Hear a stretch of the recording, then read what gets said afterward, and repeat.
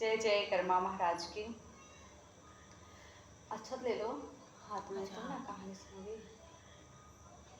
सबको दे दो ना। हाँ सबको दे दो, कथा तो सब सुन रहा है।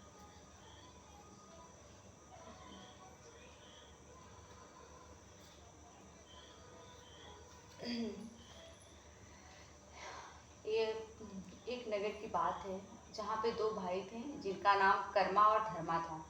दोनों भाइयों में आपसी प्रेम बहुत थी। प्रेम से सब दोनों भाई मिलजुल कर रहते थे। समय बीतता है, दोनों भाई बड़े होते हैं, विवाह योग्य होते हैं और दोनों का विवाह हो जाता है। विवाह के कुछ समय तक तो सब बहुत ही अच्छा चलता है, सुख में परिवार रहता है, मिलजुल कर भाई रहते हैं और उनकी जो धर्म पत्नियाँ आती है वो सभी मिलजुल कर रहती। लेकिन समय बढ़ते बढ़ते बच्चे जब हो जाते, परिवार बढ़ता है तो अनबन सी होने लगती घर में, और अनबन इतनी बढ़ जाती है कि दोनों भाइयों में बंटवारा सी हो जाती है। समय बीतने के साथ साथ कर्मा जो होता है वो बाहर कमाने के लिए चला जाता है और धर्मा अपने नगर में ही रहकर अच्छा व्यापार कर कर जीवन अच्छे से व्यापन करता है। एक दिन क्या होता है कि उसके यहाँ कर्मा पूजा रखी थी उसकी बीवी, और जो बहुत धूमधाम से करती हैं, बहुत पूरे गांव समाज को भोज देती है, मायका ससुराल और पूरी अपने जितने भी उसके रिश्तेदार रहते सबको बुलाती है, धूमधाम से करती है, पर अपने देवरानी और उनके बच्चों को नहीं बुलाती। यह बात जब कर्मा की पत्नी को पता चलता है तो बड़ी दुखी होती है और बच्चे भी दुखी होते हैं। बच्चे भी जो प्रोग्राम रहता है उसमें जाने के लिए बड़े ही हर्षोल्लास और रोते हुए माँ के पास आते, बोलते हमें भी जाना है। पर बच्चों को शांत करते हुए कर्मा की बीवी जो होती है वह मन में ठान लेती है कि जब मेरे पति कर्मा आएंगे तो मैं भी इससे भी ज़्यादा धूमधाम से कर्मा का पूजा रखूँगी और सभी समाज वालों को भोजन कराऊँगी। ऐसा विचार रखकर वह अपने बच्चों को शांत करा के घर में ही थोड़ा बहुत कुछ बना के बच्चों को खिला देती है। समय बीतते बीतते बहुत समय बीत चुका है। फिर एक समय आता है कि जब कर्मा भी बाहर से अपने घर आता है। जब घर आता है तो कर्मा की पत्नी अपने उसके भाई धर्मा के घर में जो प्रोग्राम किया गया था, जो उत्साह मनाया गया था उसके बारे में बताती हैं कि ऐसा किया गया और हम लोग को नहीं बुलाया गया। तो कर्मा बोलते हैं तो फिर तुम क्या चाहती हो? तब वो बोले कि मैं भी चाहती हूँ कि हम भी खूब धूमधाम से प्रोग्राम करेंगे। अरे पूजा में आए हैं, करेंगे बाद में, बगल वाली भाभी के पास प्रोग्राम करेंगे और अरे रुको दे रहे चाहे कि तुम क्या लो ना, दे रहे ना, लो जाओ। तो पूजा करेंगे पर तो भैया को या उनकी पत्नी को नहीं बुलाएंगे। कर्मा बोलता है ठीक है कोई बात नहीं, तुम भी अच्छे से धूमधाम से करो और नहीं बुलाना। उसकी बीवी बड़ी खुश होती है और जब कर्मा का दिन का आता है तो पूरे नगर में सबके यहाँ संदेशा भिजवाती है। हित नाथ को भी बुलाती है, अपने भाइयों को बुलवाती है, सभी को बुलवाती हैं और अपने घर में अच्छे अच्छे पकवान बनाना शुरू कर देती हैं। अब पकवान इतना स्वादिष्ट बनता है कि पूरी नगर में उसकी महक फैल जाती है, जिसमें उनके कर्मा का जो कर्म होता है वह गांव में भ्रमण कर रहा था। भ्रमण करते करते उसको भी जब सुगंध आता है तो वह कर्मा के घर के खिड़की के पास जाता है, तो देखता है खिड़की झाँक कर तो कर्मा की पत्नी भोजन पका रही थी और भोजन की बहुत अच्छी सुगंध आ रही थी। वह ये सुगंध देखकर बहुत ही प्रफुल्लित होते हैं, पर कुछ ही देर में देखते हैं कि उनके देह पे कुछ पानी सा पड़ता है और उनका पूरा देह जलने लगता है, फुफुला पड़ जाता है। तो ऊपर देखते हैं तो कर्मा की जो पत्नी होती है वह चावल के माड़ को उतारती है और ऊपर से फेंक देती है, जिसकी वजह से कर्मा के कर्म जो होते हैं वो बहुत क्रोधित होते हैं। कर्मा को शायद क्रोधित होकर उन्होंने श्राप दिया कि आज से तुम्हारे कर्म में बस दुख ही और दुख है और दरिद्रता ही दरिद्रता है। ऐसा उन्होंने शब्द बोलकर वहाँ से प्रस्थान कर देते हैं।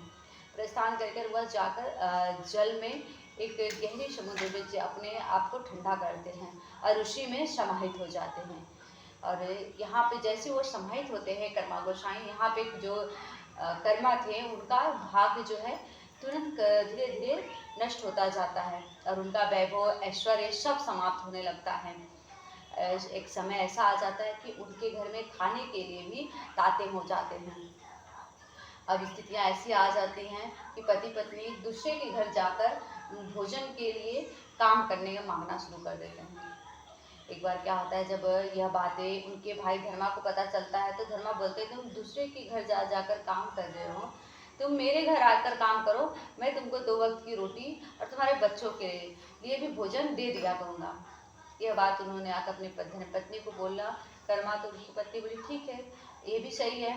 अगले दिन कर्मा और कर्मा की पत्नी दोनों सुबह सुबह उठते हैं और धर्मा के घर जाते हैं, उसके खेत में काम करने लगते हैं। काम करने के बाद दोपहर का समय होता है तो धर्मा आता है अपनी पत्नी के साथ और बोलता है चलो भोजन तुम लोग कर लो।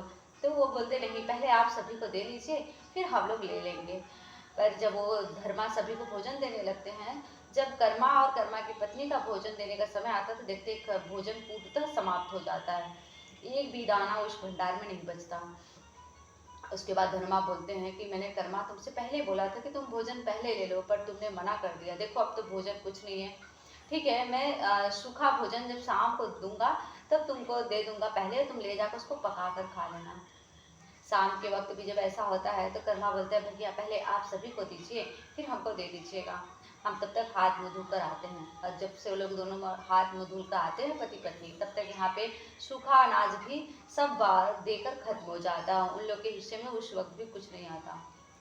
वो लोग फिर दोनों पति पत्नी अपने घर आते हैं, बच्चे आते हैं, माता पिता को देखकर बड़े ही उम्मीद से अपने माँ बाप के पास जाकर बोलते हैं क्या लाए हैं खाने में, पूरा दिन बीत गया आप लोग कुछ नहीं दिए खाने, बहुत तेज भूख लगी। जब ऐसे बच्चे बोलते हैं तो माँ तो रोने लगती है, पिता भी एक कोना पकड़कर बैठ कर रोने लगता है कि मैं अपने बच्चों के लिए 2 वक्त की रोटी भी नहीं कर पा रहा हूँ। इस सोच में कर्मा जो पूरी रात जागता है, जब सुबह होता है तो भोर भोर नहाकर वो अपने घर से अक्षत, चंदन, रोली और थोड़ा सा दूध और जल हाथ लेकर एक पोटली बना लेता है और अपने सर पे रखकर चल देता है। जब निकलता है तो पत्नी देख लेती तो बोलती तो आप कहाँ जा रहे हैं सब लेकर, तो बोल रहे हैं जा रहे हैं कर्मा गोसाई को मनाने, मेरे कर्म रूठ कर कहीं बैठ गए हैं और जब तक वो नहीं मनाएंगे तब तक हमारे जीवन में ऐसी समस्याएं बनी रहेंगी और हम लोग कब तक भूखे रहेंगे और बच्चे कब तक रहेंगे, इसलिए मुझे जाना पड़ेगा। ऐसा कहकर वह अपने घर से प्रस्थान कर लेते हैं। जाते जाते वो एक बहुत दूर निकल जाते हैं।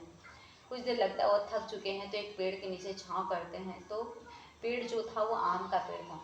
तो पूछता है कर्मा भाई आप कहाँ जा रहे हैं।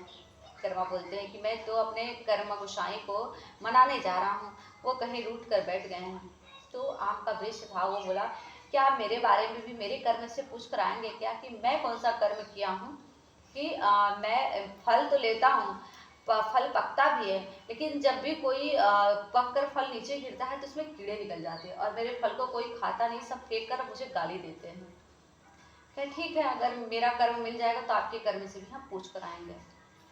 आगे बढ़ते हैं, एक केचुआ मिलता है। वो देखते हैं कि थोड़ा देर पानी में जाता है, थोड़ा देर बाहर रहता है, थोड़ा देर पानी में जाता है, थोड़ा देर बाहर रहता है। और नदी के किनारे जब नाव पे कर्मा बैठते हैं तो जो केचुआ रहता है वो भी आकर नाव पे बैठ जाता है। बोलता है कर्मा भाई आप कहाँ जा रहे हैं। उन्होंने बोला कि मैं तो अपने कर्म गोसाई को मनाने जा रहा हूँ, क्या आप मेरे लिए भी एक सवाल करके आएंगे क्या। बोले बोलो क्या करना है। बोले कि मैं एक जगह अस्थाई नहीं रह पाता, मैं जब से पूरा दिन कभी पानी में कभी बाहर, मैं अस्थायीता रूप से 1-2 घंटे अगर पानी में चाहूँ तो नहीं रह पाता और ना ही बाहर रह पाता हूँ, ऐसा क्यों मेरे साथ हो रहा है, इस वजह से मैं बहुत परेशान हूँ। तो कर्मा बोले ठीक है, अगर मेरे कर्म मिल जाएंगे तो मैं भी आपके कर्मों का जवाब लेकर आऊँगा। ऐसा कहकर वो निकल चलते हैं और जाते जाते अंततः वह उस स्थान पर पहुँच जाते हैं जहाँ उनके कर्म गोसाई ने समाधि लिया था। उन्होंने आवाज़ दिया, बड़े नम्र निवेदन किया और आग्रह किया, भजन गाया, कीर्तन गाया और उनको मनाने के लिए विभिन्न प्रकार से नाना प्रकार से अर्चन और आराधना करना शुरू कर दिया। उनके इतने मधुर विलाप से कर्मा गोसाई जो होते हैं अंत में व्यथित हो जाते हैं और आते हैं जल समाधि से बाहर आकर बोलते हैं अब बोलो तुम्हें क्या चाहिए, तुम क्यों आए हो यहाँ पे। कर्मा बोले कि हे कर्मा गोसाई आप हमसे क्यों नाराज हो गए, हमने ऐसी क्या गलती कर दी जिसकी वजह से आप हमसे नाराज होकर और हमसे रुष्ट होकर जल समाधि ले लिए। इस पर उनके कर्म ने बोला कि जब तुम्हारे यहाँ भोज भाज दे रहे थे उस वक्त तुम्हारी पत्नी ने मेरे ऊपर जलता हुआ पानी चावल का मार मेरे ऊपर डाल दिया, जिसकी वजह से मेरे ऊपर फुफुला पड़ गया। मैं आवाज़ देता रहा पर उसको सुनाई नहीं दिया। इस वजह से मैं रुष्ट होकर तुम्हारे यहाँ आ गया। उन्होंने कहा ठीक है, मैं उसके लिए क्षमा मांगता हूँ। अब आपका फुफला भी शांत हो गया है और आप क्रोध भी अपना शांत करके विनय आग्रह है कि आप हमारे साथ चलिए, हमारे कर्म को सुधारने का हमें मौका दीजिए। हमने उसके बाद ऐसा कोई कर्म नहीं किया जिसके वजह से आप हमसे रुष्ट हों। उनके विनय आग्रह को देखते हुए बहुत आग्रह के बाद उनके कर्म गोसाई ने कहा ठीक है, मैं चलता हूँ, लेकिन तुम और तुम्हारी पत्नी या वह सभी नारी ये वचन ले कि जब भी कर्मा की पूजा करेंगी धूमधाम से करें, पर गर्म चीज कभी भी जमीन पे नहीं फेंकेंगी, ना ही इधर उधर फेंकेंगे जिससे किसी वस्तु, व्यक्ति या किसी जंतु पे वो गर्म चीज पड़े, वरना मैं रुष्ट होकर चला जाऊंगा। जब ऐसा वचन उन्होंने मांगा तो उन्होंने वचन देते हुए अपने कर्म को मनाकर अपने साथ लेकर आने लगे। तो जब निकले तब देखे कि आम का जो कर्मा था वो भी वहीं पे बैठा था। तो उन्होंने आग्रह किया और उनसे भी उनका सवाल लेकर निकले। कुछ दूर जाते ही उन्होंने केचुआ के भी कर्म को बैठे हुए देखा। उन्होंने उससे भी सारे सवालों का जवाब दिया और निकल पड़े। नदी के किनारे आए तो जब नाव में बैठे तब तक केचुआ देखा, दौड़ता हुआ आए, भाई भाई भाई मेरा कर्म मिला क्या? उन्होंने कहा हाँ मिला। तो बोले क्या ऐसा हमने किया है कि मैं क्षण भर पानी और क्षण भर बाहर रहता हूँ। उन्होंने कहा पिछले जन्म में तुम बहुत बड़े ज्ञानी थे, अद्भुत ज्ञान था, पर तुम्हारे अंदर ज्ञान के साथ साथ यथार्थ घमंड था।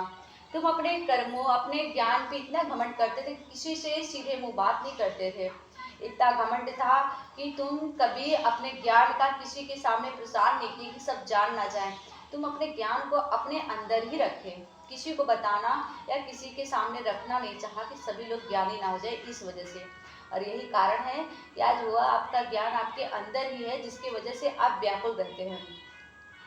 तो केचुआ बोला फिर इसका क्या उपाय है? उन्होंने कहा कि आपके कर्म, बोले कि आप अपना जो भी ज्ञान है वो किसी को दे देंगे तो जाके आप अपना जीवन अस्थायीता रहेंगे। तो उन्होंने कहा ये भाई कर्मा भाई, इससे अच्छा क्या होगा, आप ही मेरा पूरा संपूर्ण ज्ञान ले लीजिए। इस प्रकार केचुआ ने अपनी सारी संपूर्ण ज्ञान जो थी उसकी, वह सारी उस कर्मा को दे दिया और वह उसका जीवन बड़ा सुखमय और एकाग्रता हो गया। आगे बढ़ा तो पेड़ से मुलाकात हुई। पेड़ ने कहा कर्मा भाई मेरे कर्मों से मिले क्या?